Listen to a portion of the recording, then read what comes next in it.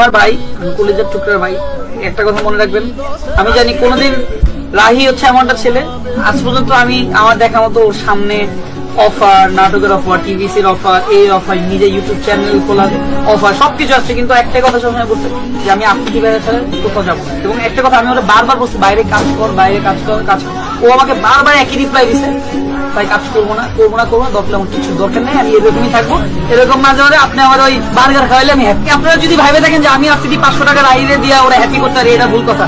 ওর ড্যামরায় 5 তলা বাড়ি, ওর বাচ্চা 6 তলা বাড়ি, ওর না ওর গ্রামের সামনের এই থেকে ওই মাথা পর্যন্ত জমি, আমি নিজে গেছি। ওদের কোনো কিছুর অভাব নাই, কিন্তু ও আমার আপন ছোট ভাই। এর জন্য আমি ওকে আদর করে একটা অধিকার খাটে একটা জিনিস দেই। কেউ ভাইবেন না আমার চামচাবে এরকম কিছু, ও আমার ভাই। ও অলওয়েজ সব সময় ওর মুখ আপনি আটকে রাখতে পারবেন না।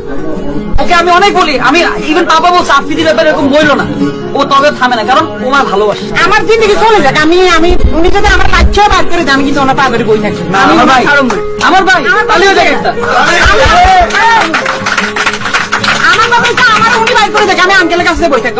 আমার মাইটি আমার এটাই আমার কাছে এটা এই যে পাপারও পড়ে ফেলেছে। মেট্রো রেল এগুলা নিয়ে একটা ভিডিও বানাইতে হইব। এ কথা বলে আমারে বলতে যে তোলাই ভাইয়া কিছু টাকা পাঠাইতেছি, তো হে তো যেটা বলে আমরা তো ভয় পাই। আমি কিন্তু হেরে বাঘের মতো ডরাই। আমি না, আমাদের টিমের সবাই তার বাঘের মতো ডরায়, কারণ মানে সে অন্যরকম মানুষ ভাই। সে ক্যামেরার ভিতরে একরকম, কিন্তু ক্যামেরার বাইরে খুব ডেঞ্জারাস একটা লোক। তারা কিন্তু সবাই ভয় পায়। ইউটিউব ইন্ডাস্ট্রিতে একটা টাইমে তার সবাই বাঘের মতো ভয় পাইতো। সবাই তার অফিসে ডাকাইতেছে। যারা আমরা টিমের যারা মানে ছাত্র আন্দোলনের সময় তার বিপক্ষে চলে গেছিলাম। তার বেল্টের বাড়ি আমার তো বেশি কেউ খায়নি।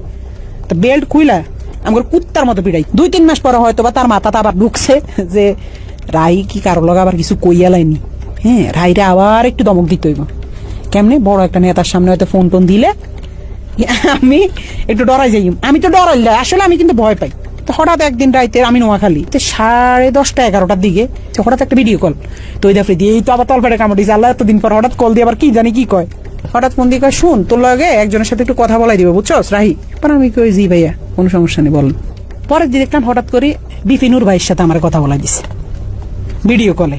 আমার কইতেছে একজনের সাথে তোর কথা বলাই দিব, সে কিন্তু নেক্সট বাংলাদেশের অনেক বড় মাপের একজন কেউ হবে, প্রধানমন্ত্রী বা মানে ভালো একটা পদে যাবে। তো পরে দিই আফ্রিদি ভাইকে বুঝছি তো তোর ভাইয়ের অবস্থানটা? আমি কি জি ভাইয়া বুঝছি। পরে কথা সাবধানে থাকিস, ঠিক আছে? আমি জি ভাইয়া ঠিক আছে। শুধু বুঝাইছে যে তার লগে বিশাল বড় বড় হাত আছে, এই জন্য সে দেশে খুব রিল্যাক্স আছে, মানে বুঝাইছে এটা। 5 আগস্টের পরে 2-3 মাস সে আসে নাই। তখন আলহামদুলিল্লাহ বলছিলাম যে আল্লাহ সে না আসুক, সে তার মতো থাকুক, আমরা আমাদের মতো থাকি। আমরাও তার কাছে যাইতাম চাই না, সেও আমার কাছে না আসুক। যে মানুষ 5 আগস্টের পরে আইসা দেশে স্টে করছে, সুন্দরভাবে থাকছে, আল্লাহ তো আপনার সুযোগ দিছে, কিন্তু না আপনার ভিতরে তো ওই মনুষ্যত্ব না। আপনি শুধু রিভেঞ্জ, কারে কারে ধরবেন, কারে কারে মারবেন, কারে কারে কি করবেন। আপনার মনের মধ্যে শুধু এইসব হারামি। আল্লাহ কি আমরা ছাড় দিব? এসব কারণে তো আল্লাহ মানে ছাড়